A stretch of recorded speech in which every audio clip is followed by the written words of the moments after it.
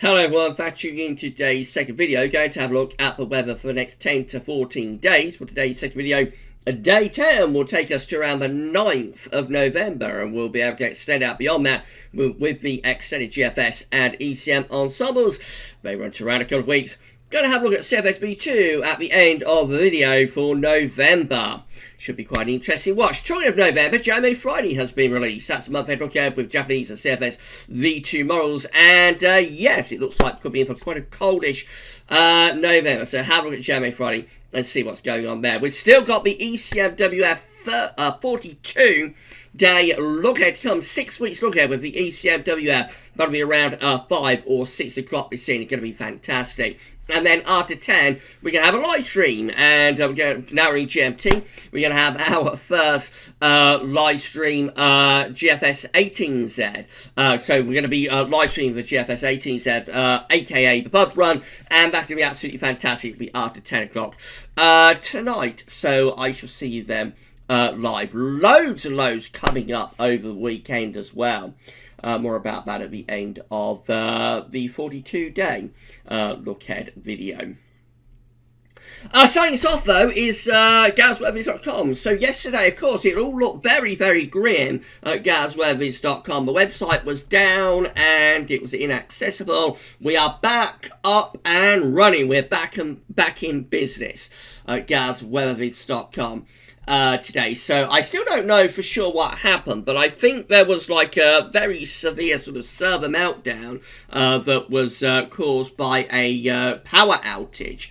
Our web host is in Orlando, Florida, and there was all sorts of problems with power cuts going on across Southern America down to Hurricane Zeta. And I've got a feeling Hurricane Zeta, did play some part in what happened yesterday with the power outage causing then a server meltdown. But anyway, all systems are go. We're back. We're seeing the website being updated. Here it is. GavsWeatherVids.com homepage is back up and running. And yes, it's all systems go. So if you're unable to get to GavsWeatherVids.com, yes, I'm very, very sorry about that. It's back up and running now. So check out GavsWeatherVids.com and see what's going on. I can't say how much longer GavsWeatherVids.com will be online for, but certainly at the moment, anyway, GavsWeatherVids.com is there. So go check it out.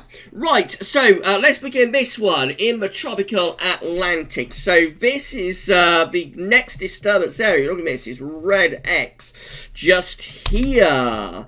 Is disturbance 1. Oops, disturbance 1. And there's a 70% chance of cyclone formation in the next 48 hours and a 80% chance of cyclone formation in the next 5 days. They're saying, National Hurricane Center, shower activity continues to become better organized in association with a tropical wave located over the eastern Caribbean Sea. Conditions are conducive for further development of this system, and a tropical depression is likely to form this weekend or early next week as the system moves into the central and western Caribbean Sea. Looks like this is going to become Tropical Storm Eta, or Eta. Tropical Storm Eta or Eta. If anybody knows how to pronounce that one, let me know in the comments. But Tropical Storm Eta or Eta is going to be the next system, and maybe this one will form a hurricane. Let's have a look at the latest GFS forecast via Tropical Tidbit. So the disturbance area going to be somewhere just here at the moment. Very hard to make it out, but look what happens as we run through. We get our next low developing. There it is. That's a tropical storm there in the southern Caribbean Sea by the time we get into the end of the weekend. And then this just meanders around close to the Yucatan Peninsula. Again, there's the low just there through the early part of next week. Tropical storm close to the Yucatan Peninsula. And then it just keeps more or less stationary, really, with this GFS run in the southern Caribbean Sea. It may have made it to a Category 1 hurricane by this time. Again, not really moving very far at all.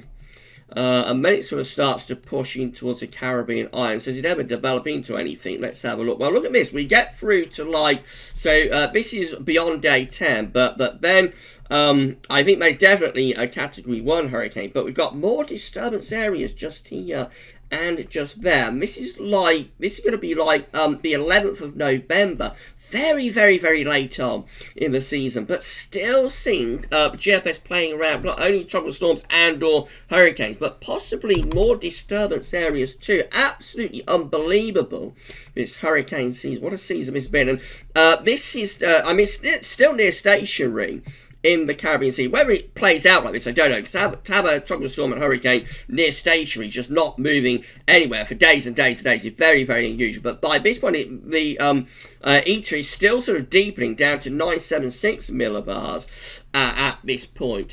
So, I mean, I'll be surprised if it is near stationary like that in the Caribbean Sea, but maybe it will be.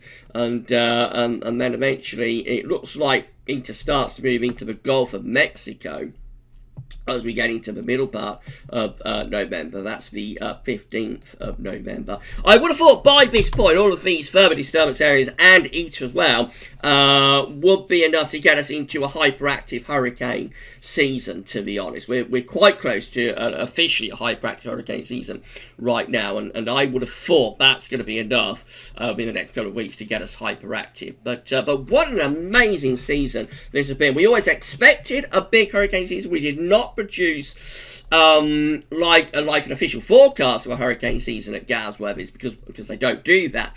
But I always thought it would be a big season. The expectation was that this would be a big season, but I don't think anybody expected such a phenomenal season as we have had with the 2020 hurricane season. Quite remarkable what you've seen, and still it goes on. Still in the next fortnight, the GFS is playing with more and more storms and so on, right into November. Absolutely incredible. Right, coming back to home, these are the GFS upper air temperature and precipitation ensembles the next couple of weeks. We'll look at West Kirby today in the Wirral. So this is another suggested location for this part of the video, of course. But red line is a 30-year upper air temperature average for West Kirby. You can see we're generally above average for the next few days, but very up and down. So classically zonal, already warmer and cooler sectors alternating. Through the early and middle part of next week, you get a more definitive drop in the temperature, going quite chilly through the early and middle part of next week. Frost and fog as high pressure build in, perhaps. And then as we go into the second week of November, this period just here looks like the upper air temperatures stick quite close to average. Loads of rain coming up as well. Loads of rainfall coming up over the next few days into the early part of next week. Middle of next week sees a drier trend under higher pressure, and then by the time we get through to the middle of November, we may see some rainfall coming back. But I think the second week of November could be considerably drier, with much more in the way of higher pressure. Temperature anomalies from the 30th of October to 7th of November will be a little bit below average in the north, a little bit above average down in the south. Precipitation anomalies from the 30th of October to 7th of November are going to be very close to or slightly above average. This latest wind flow map from earthnullschool.net shows low pressure dominating the weather. We've got a big area of low pressure sitting there to south of Iceland and Greenland. We're drawing in southwesterly winds. These are mild winds though. Let's overlay the temperature contrast if we can do that, and we can see that yes, the air is pretty much pumping up from the southwest. You can see that the air originates from like the Azores and it's drifting north in that sort of direction. So yeah, really mild at the moment, but things will start to cool down as we go through the weekend, but still with a lot of wet and windy weather to come. I can't show you the UK Met. For some reason, UK Met is not updating at West Central, but we are going to show you the 6Z GFS. So here we go, looking very wet and windy at 6 AM on Monday, so another bout of wind and rain sweeps across the country from Sunday into Monday. And then by the time you get through to Tuesday, though, we're into a much cooler, showery, west-northwesterly flow, feeding in sunshine showers. Here comes a high pressure through the middle of next week. Been talking about this a lot in the videos lately. High pressure takes over, turns us drier but colder, with the risk of frost and fog under that area of high pressure. And then the high pressure gradually drifting away to the east. Second half of next week begins to lift up the upper air temperatures, but down on the surface will probably still be quite cold with a chance of more frost. By next weekend, 7th, 8th of November, then we start to bring up a low pressure area from the south, or an area of low pressure from the south, and we turn things milder as well. Although not particularly mild, but we do lift temperature up a little bit. There will be outbreaks of rain, so probably feeling quite grim, I would have thought. By day 10, which is the 9th of November, look at this. We're beginning to get a bit of a mid-Atlantic ridge going here. High pressure is in the middle of the Atlantic. It's trying to start moving south up towards Greenland as well. Still a shallow trough low pressure bringing further showers and longer spells of rain. Maybe quite murky conditions across many parts of the country. High pressure then takes back control as we get through to the 10th of November. We're back under high pressure, lots of dry and quite cold weather returning. Again, and still a risk of frost and fog. Heading up to the end of a GFS run, we just keep a lot of high pressure going, but all the time it does look as though this ridge wants to try and get itself up towards Greenland. Now that's not to say that it will get itself to Greenland, but there are a few attempts here to what the GFS is playing with to get this ridge, which would already be bringing frost and fog, to get this ridge up towards Greenland. If the ridge does get to Greenland, then watch out for these troughs of low pressure up to northern Scandinavia to start to plunge southwards. If they start plunging southwards, then we are in business into the second half of November for a cold northerly plunge and some snow.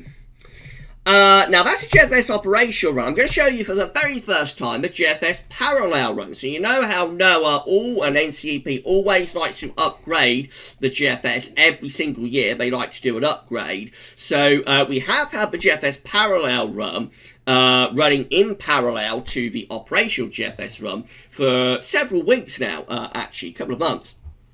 But I haven't shown it in any of the videos, but I think they'll be upgrading, you know, be shifting it, because it's going to become like the main operational run early next year, probably. It's usually around January, I think, they switch over. So before too much longer, the parallel run will become the GFS operational run. And so I thought maybe now it's time, on some of the videos anyway, to start showing you the parallel run, which will eventually, by early next year, probably become the new GFS operational run. This up metroseal.fr, but I think all the main websites are now showing the parallel as well. This is from yesterday, so there's a bit of a time delay on this coming through. This is from the 29th of October.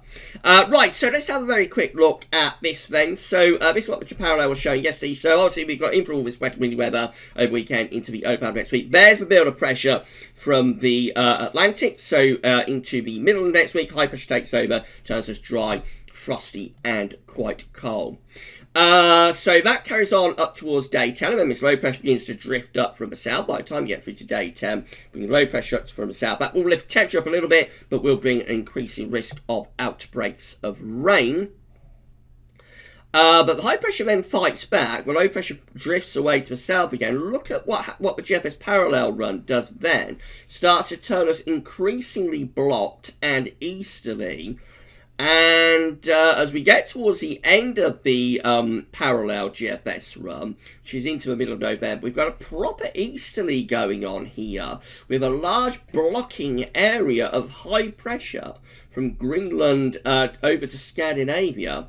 A real easterly, and we are actually starting to bring in some really quite cold air to the far east of Europe. And of course, if that easterly was to continue on, they would start to pull those cold air that's to the east, like over Western Russia. We would start to pull that eastwards across northern Europe. So, very interesting GFS parallel run, and it looks like GFS output at the moment is really playing with the idea of blocking, be that like trying to get to Greenland or Scandinavia to Greenland and whatnot. So yeah, very, very interesting model output here for the second half of November, for the middle to second half of November.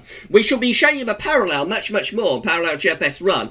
Be showing that much more in the videos over the next couple of months as NOAA and NCEP begins to shift towards the transition to the parallel becoming the main operational. This is for GEM, so again, wet and windy conditions, midnight on Monday, looking probably wet and windy then. Then we're building in the high pressure through the middle of next week. High pressure takes over, turns it mainly dry.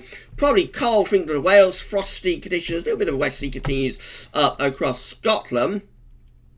And then move up towards day 10, again very interesting again with the GEM. So yes, we've got this mid-Atlantic ridge that is going up towards Greenland. Warm air, let's change the colour, warm air at Becksham is also pushing up on the western side of Greenland, so taking warm southerly winds onto the western side of Greenland, inflating this ridge then over Greenland and to the east. And that looks like it's poised to bring down a cold northerly, doesn't it? Got these troughs of low pressure elongating through the west of Europe.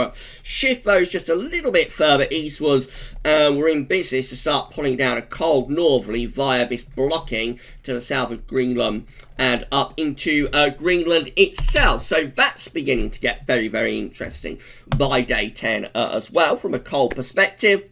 And then we've got the ECM, again, low pressure rattling in from off the Atlantic, bringing bouts of rain over weekend to Earthbound next week. Then we go cold and showery, cooler and showering before high pressure builds in, settles us down, turns us dry, but there could be frost and fog as we go into the middle and second half next week. The high pressure then drifts away to the east. We start to pull up a slightly milder southerly wind, but probably bring some showery outbreaks of rain too over the weekend of the 7th and the 8th of November.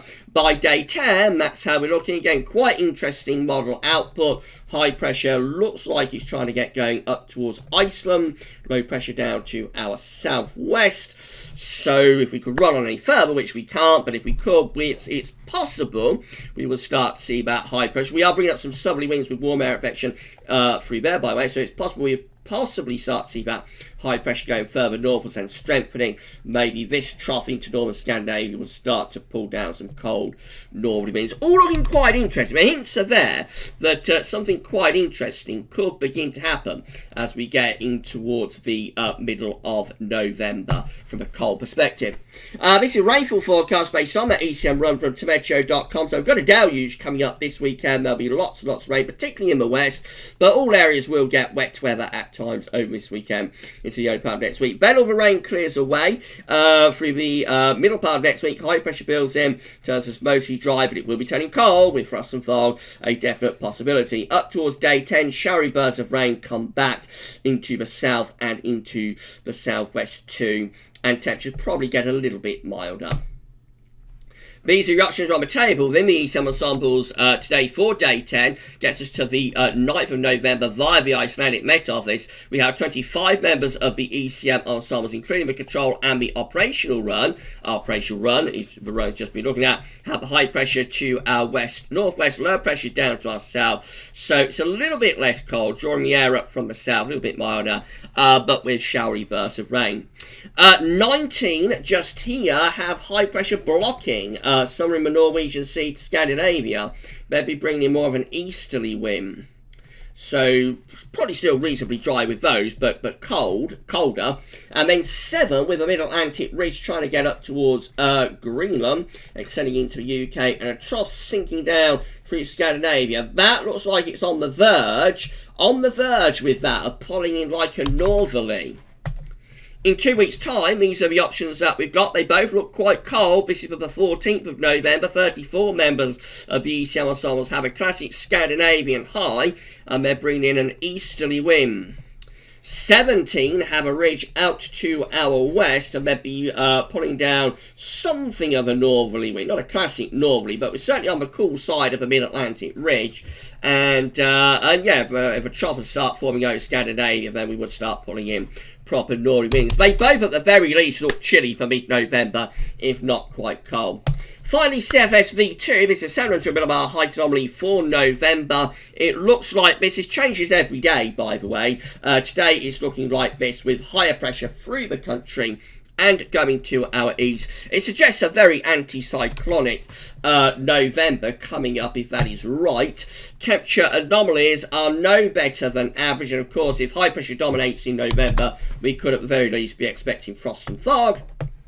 Rainfall anomaly looks very close to average. With a high pressure dominating, you will probably expect a drier than average month, so dry but quite cold, I would have thought, with that sort of 700 millibar height anomaly.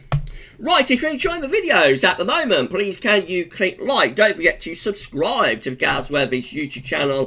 Tell us in the comments what you think, and don't forget to tell your friends about GavsWeatherVids. If everyone who subs brings a friend, we're going to get to 8k subs that much quicker. We're hovering around 7,880 subscribers at the moment. When we get to 7,900 subscribers, so we've only got to put on another 20. When we get to 7,900 subscribers, we're going to tell you about this £30 Amazon voucher that we're giving away, and what you've got to do to be in the chance of winning that. But we've got to put on another 20 subs before we do that. And when we get to 8k though, so that's around another 120 subscribers got to put on. When we get to 8k subs, we're going to give away that that £30 Amazon voucher. So tell your family, tell your friends to subscribe to GavsWeatherVids, and we'll get to 8k that much quicker. Right, that's it for today's second video, but we're not finished for the video, so we're going to be back with our ECMWF 42-day, 6 weeks look ahead. Get us into the middle of December. Wow, amazing. That's going to be around 5-6-ish this evening, and then live stream after 10 o'clock. We'll be live streaming the pub run. For this video, though, that's all for now, and thanks for watching.